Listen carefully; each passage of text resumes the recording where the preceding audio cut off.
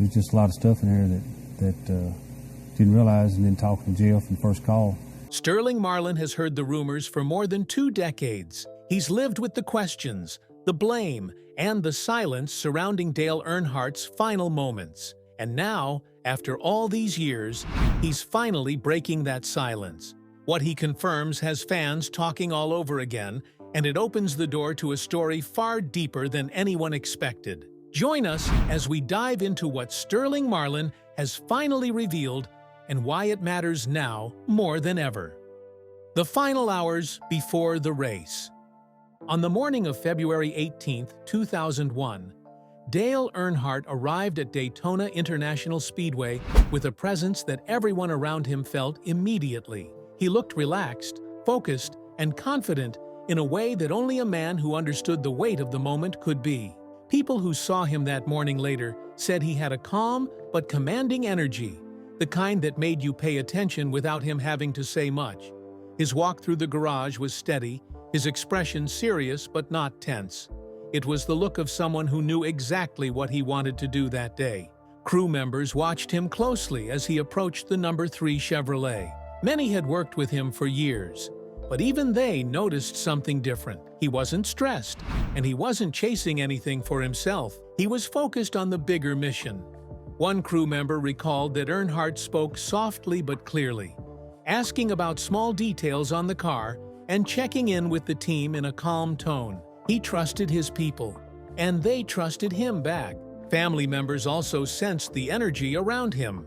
Dale Earnhardt Jr., preparing for his own race, saw the usual fire in his father's eyes, but it came with a softer edge that morning. There was pride, excitement, and a quiet seriousness. The Daytona 500 meant a lot to the Earnhardt family. It was the race everyone watched, the one that defined careers, and the one that had broken Dale Sr.'s heart many times before his win in 1998. Even after finally winning it, he held Daytona in a special place. This race wasn't just another event on the schedule. It was the start of a new season, a new chapter, and a chance for the number 3 teams to show their strength once more. The 2001 race carried extra meaning for Dale's group. With Michael Waltrip newly driving for Dale Earnhardt Inc.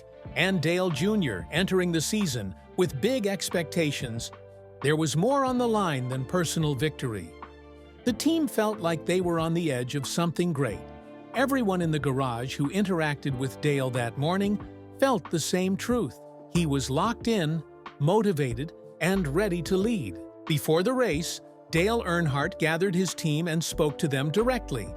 His message was simple. They were going to work together, and their main goal was to get Dale Jr. and Michael Waltrip to the front. He emphasized teamwork and sacrifice, reminding everyone that racing wasn't just about individual glory. He wanted the group to stand on the podium together. Those who heard him say it remembered the sincerity in his voice. This wasn't a speech for show, it was his plan. The dynamic between the 3 DEI cars was unique. Michael Waltrip had never won a Cup race, and Dale Jr. was still building his own path. Earnhardt knew he had the skill, the car, and the experience to help them. Instead of chasing another Daytona win for himself, he decided his role that day was to protect them. He would block for them, hold back competitors, and make sure they had the best shot at crossing the finish line first. In the hours before the race, the Daytona garage was full of tension. Rival teams watched each other closely. Sterling Marlin, Jeff Gordon, and Rusty Wallace were all seen with their teams discussing strategies, and everyone knew the competition would be fierce. Daytona always brought out the best and hardest racing, and this year the stakes felt even higher. And as the sun rose higher over the track, no one knew how much the day was about to change everything. Building toward disaster. When the green flag dropped at the Daytona 500, Dale Earnhardt settled into the pack with a level of control that showed why he was known as one of the best restrictor plate drivers in history. He didn't rush to the front. Instead, he focused on managing the air around his car, using small blocks and smooth movements to position himself exactly where he wanted to be. These weren't aggressive blocks meant to intimidate anyone. They were controlled, thoughtful actions that helped protect the runs of Michael Waltrip and Dale Earnhardt Jr., who were working their way forward. Sterling Marlin had a strong car from the start. His Dodge had speed, and he used it to stay in the lead draft early on. Because both he and Earnhardt preferred running near the bottom line, their paths crossed many times. When the field shuffled, their cars would slide into the same lanes, drift near the same openings, and end up side by side several times. None of this felt unusual. Daytona races often had the same drivers cycling around each other for miles, but in hindsight, these moments stand out because they showed how often their lines overlapped throughout the day. Radio chatter in the early laps was calm. Earnhardt's voice stayed steady.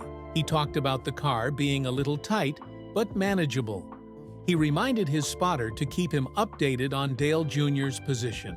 Over the DEI channel, Dale Jr. was focused but upbeat, asking about his runs and gaps. Michael Waltrip was already feeling good about the speed his number 15 car had. From the pit box, the team encouraged all three drivers to work together when they could and avoid taking big risks early. Everything felt like a normal, well-managed Daytona 500. No one could feel what was coming later. As the laps continued, Earnhardt showed a level of restraint that fans weren't used to seeing from him. He wasn't fighting for every inch. He wasn't pushing the front of the pack. He was watching the race unfold and letting Waltrip and Dale Jr. take the spotlight. Both DEI cars climbed toward the front, gaining confidence with each lap. Waltrip's car looked especially strong, and once he reached the lead draft, he held his position with ease. Dale Jr. was right there with him, making clean moves and staying out of trouble. Commentators noticed Earnhardt's strategy. Instead of trying to dominate the race the way he often did, he stayed in a supporting role. They pointed out that he was running differently than usual. He wasn't chasing his second Daytona 500 win. He was blocking for his teammates, helping them hold their lines. The broadcast team discussed the strength of the DEI cars and how Earnhardt seemed committed to guiding them to victory. Those watching closely could tell he was racing with a purpose that went beyond himself. He had built DEI to compete at the highest level, and on that day, his two drivers were in position to do something big. That mattered to him, maybe more than anyone realized at the time. When the final lap began, Michael Waltrip was leading, and Dale Jr. was right behind him. The plan had worked perfectly. Earnhardt held third, running the defensive line that kept the rest of the field behind them. His job in those last seconds was simple, but extremely risky. Keep the pack from gaining a run. As they moved through Turn 3 and into Turn 4, Earnhardt held his car low on the track. Sterling Marlin had a strong run coming from behind and moved slightly to the inside, trying to take advantage of a small opening under Earnhardt. The space wasn't big, and both drivers reacted in the same instant. Earnhardt moved down to defend the position. Marlin held his line. Their cars touched lightly, just enough for Earnhardt's car to break loose. The contact pushed Earnhardt's car upward toward Ken Schrader's Chevrolet. Schrader had no time to react. The two cars locked together and shot up the track toward the outside wall. From the stands and on television, the impact didn't look violent. It looked like the kind of crash drivers usually walk away from. But the angle and the speed made it far worse than it appeared. The hit caused a fatal injury the moment the car stopped. And as the smoke settled, no one yet understood how much that small moment would change everything that followed. The crash. When Dale Earnhardt's car was sent up the track in the final turn, it hit the outside wall at a speed estimated between 160 and 180 miles per hour. What made the impact so dangerous was the angle. Earnhardt hit the wall at a shallow, almost head-on angle, which caused the full force of the crash to go straight into the car rather than slide along the wall. The front of the number 3 Chevrolet stopped almost instantly, but Earnhardt's body kept moving forward with enormous force. Inside the car, that violent stop created a sudden internal impact that no driver could have survived without the right safety gear. The medical reports that followed revealed that Earnhardt suffered a basilar skull fracture. This is a break at the base of the skull, where the spine and skull meet. It happens when the head is thrown forward with extreme force, while the body is held back by belts.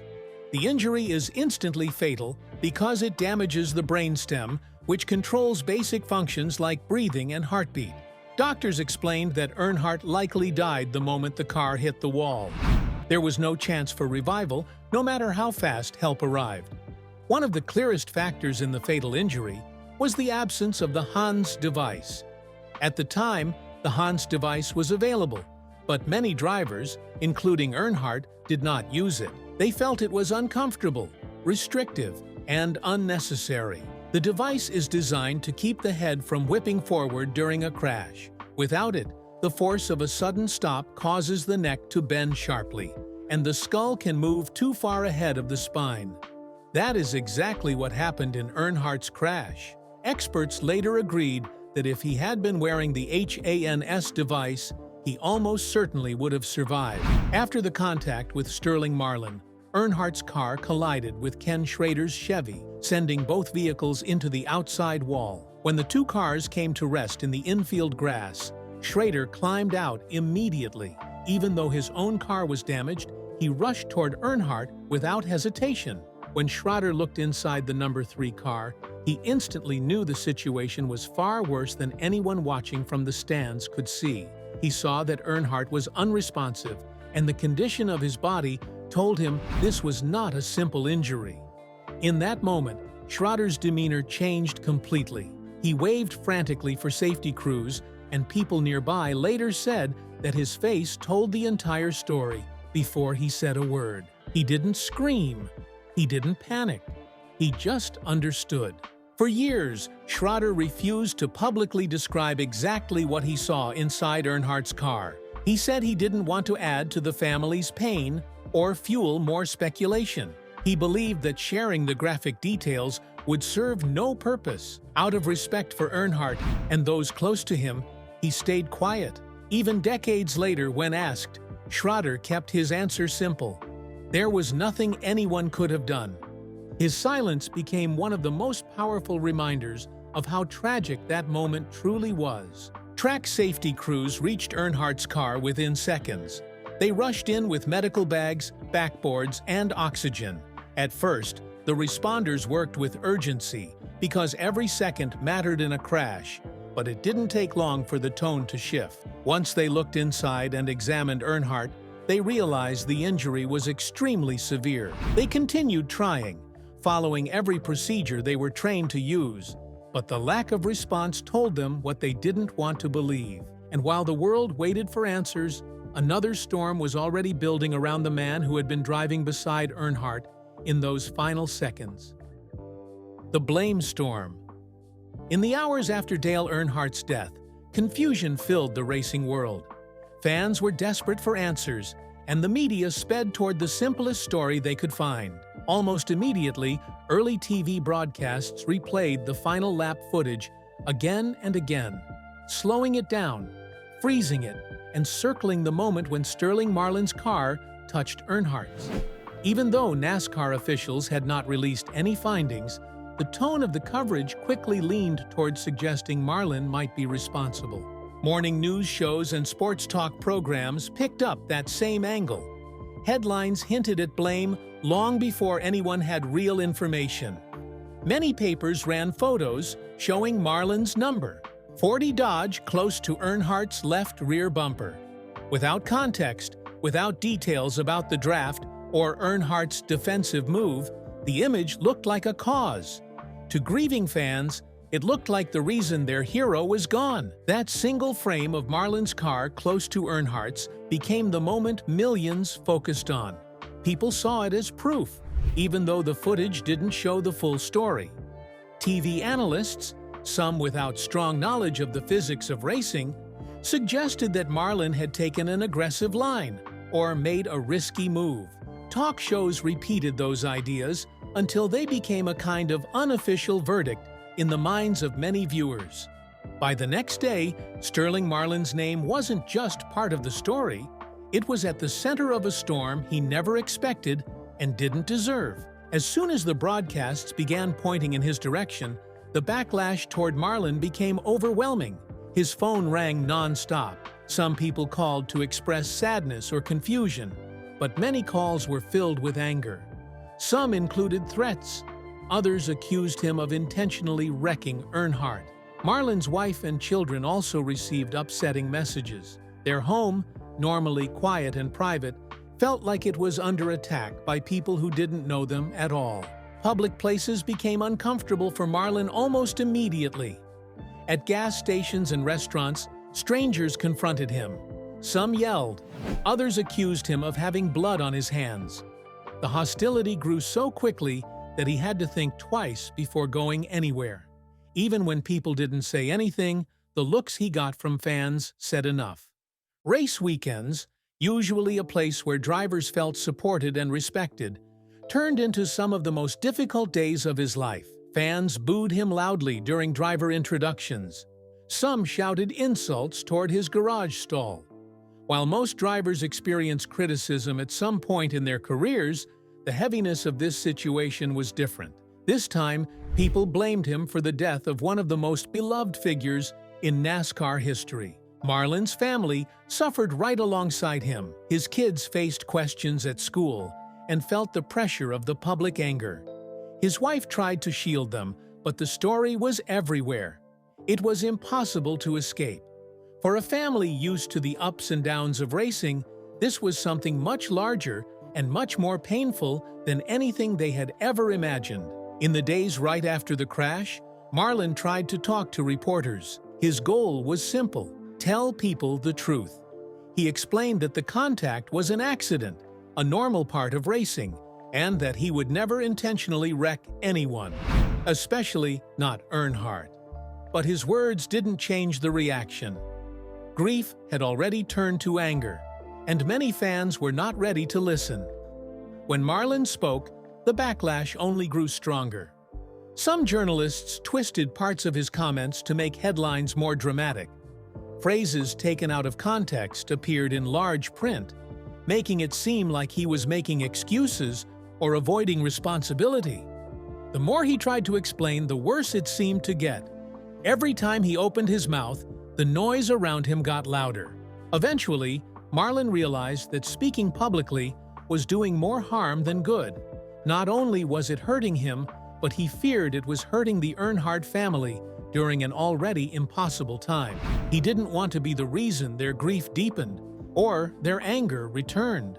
So he made a decision that would shape his life for years to come. He chose silence. He stepped back, avoided interviews, and carried the weight of the moment alone.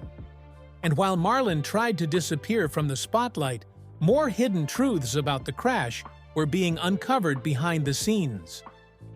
Marlin's silent burden. For Sterling Marlin, the 2001 Daytona 500 did not end when the checkered flag waved. It followed him home, into his quiet moments, into his sleep, and into every race that came after. Even though he knew, deep down, that he hadn't meant any harm, the idea that his car had been near Earnhardt's in those final seconds stayed with him. He replayed the moment in his mind again and again. The contact, the slide, the impact, the questions. That kind of constant replay made it hard for him to rest. Sleep wasn't peaceful. It was filled with doubt and what-if thoughts that would not go away. Anxiety became a regular part of his life. He worried not just about how people saw him, but about whether he could have done anything differently. Logically, he understood that it was a racing incident, but feelings don't always follow logic. He carried guilt even when he knew the crash was caused by many factors, not just a small tap on the back of a car. Racing, which had always been his escape and his passion, turned into a source of emotional strain. Every time he was introduced at the track, he heard boos from parts of the crowd. Some fans shouted cruel words as he walked past. Others held signs or made comments that cut deep. He tried to block it out and focus on driving, but it's hard to ignore thousands of voices blaming you for something so tragic.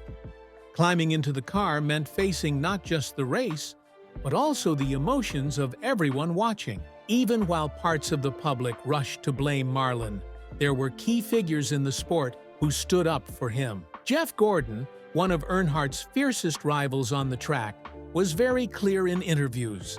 Sterling Marlin had done nothing wrong. Gordon understood restrictor plate racing at the highest level, and he knew that the kind of move Marlin made happened all the time. His support carried weight because he wasn't just any driver.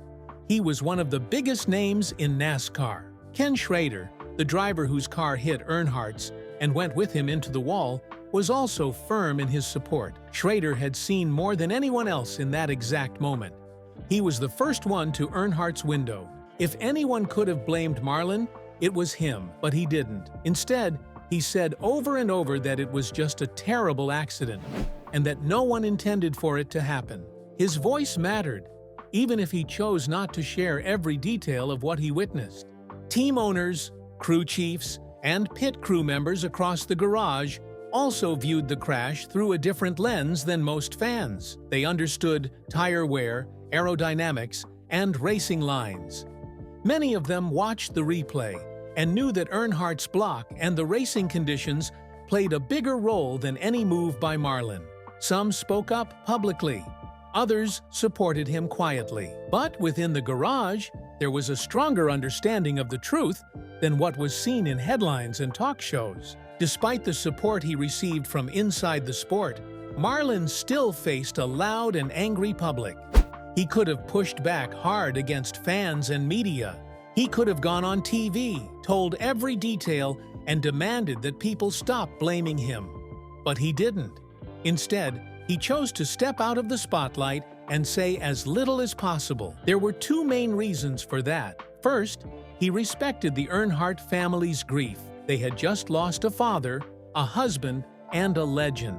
Marlin didn't want to make their pain worse by turning the story into a public argument over who was right and who was wrong. He understood that every headline, every debate, and every argument reopened the wound for them, so he pulled back, even when it hurt him. Second, he knew that Dale Earnhardt Jr. had to live with all of this in front of the world. Dale Jr. was asked about his father's death in almost every interview for years. He had to race at the same tracks, answer the same questions, and carry his own burden of grief. Marlin watched that and chose not to add more noise. While Dale Jr. coped publicly, Marlin coped privately, carrying the weight of being the guy in the other car in silence. And after years of holding it all inside, there finally came a moment when Sterling Marlin decided it was time to tell his side of the story. Sterling Marlin finally speaks. When Sterling Marlin finally chose to speak openly about the crash that changed his life, the setting was calm and simple. The room was softly lit, with warm colors that gave it a peaceful tone. Nothing flashy, nothing staged. It felt like a safe space for someone who had been carrying a heavy story for more than 20 years. The interviewer spoke gently, allowing Marlin to take his time. There was no pressure, just two people in a quiet room facing a moment that had been waiting a long time. On the table near him sat a framed photo of Dale Earnhardt. Its placement wasn't accidental. Marlin wanted Earnhardt to be part of the conversation. He wanted to speak with respect, and he wanted the world to know that he still held strong feelings for the man many considered the heart of NASCAR. The photo gave the moment a sense of honesty and connection. It showed that this wasn't just an interview. It was a long-delayed release of emotions. Marlin chose to speak now, after decades of silence, because enough time had passed for people to listen with clearer minds. The anger had softened. The sport had changed. Safety had improved because of Earnhardt's death. Marlin knew that the truth could finally be heard without causing more pain. He had held back out of respect for the Earnhardt family, but now he felt it was time to share his side, not to defend himself, but to bring closure. When the interviewer asked him to describe the final seconds of the race, Marlin took a long breath. He spoke slowly, his voice carrying the weight of years. He had kept those memories to himself. He explained that he had seen Earnhardt clearly in his mirrors. He saw the number 3 car drop low to protect the position. Marlin had a run coming on the inside, and instinct made him hold his line. That's what drivers do at Daytona. You stay steady, you stay predictable, and you trust the other driver to do the same. Marlin didn't make a dive. He didn't make a sudden move. He was simply there, in the space Earnhardt moved down to defend. He described the contact as slight, just a tap, but at almost 180 miles per hour, a light touch can send a car sideways. He said the moment Earnhardt's car twitched, his heart sank. He knew immediately that it wasn't good. When the number 3 shot up the track toward Ken Schrader, Marlin's first reaction was shock, followed by a sinking feeling of guilt that hit him before he even knew the injury was serious. He said he felt sick as soon as he saw the smoke. Marlin admitted that even before the car stopped, he feared the situation was worse than a normal crash. Earnhardt rarely looked vulnerable on the track. Seeing his car hit the wall in that way left Marlin with an instant and painful sense of regret. Marlin didn't hide how much the crash haunted him. He shared that for years he couldn't sleep through the night. The what-if questions wouldn't stop. What if he had let Earnhardt drop in front of him? What if he had moved a few inches lower? What if he had backed off for just a second? Even though experts told him the crash was not his fault, he carried those doubts alone. He said one reason he never spoke earlier was that he feared making things worse. Fans were angry. The media was looking for someone to blame. If he had tried to fight the narrative, he believed it would only inflame emotions and bring more attention to the Earnhardt family during their darkest moment. He didn't want that. He never wanted to add more pain to a family that was already suffering. Marlin admitted that he struggled quietly. He didn't talk about the sleepless nights, the weight on his chest, or the constant worry that his silence might be misunderstood. But at the time, staying quiet felt like the kindest thing he could do. When asked directly about the rumors and claims that he had intentionally wrecked Earnhardt, Marlin finally spoke with a firmness he had held on to for decades. He said there was absolutely no truth to those stories. He had no reason to harm Earnhardt, no problem with him, and no anger toward him. They were competitors, not enemies. He also addressed the idea that he had acted out of retaliation. He said plainly that nothing like that ever crossed his mind. In his words, "It was an accident. I never wanted that to happen." For the first time, he was able to say it publicly with clarity and peace. If you found this video interesting, make sure to like, subscribe, and hit the notification bell so you never miss the next one.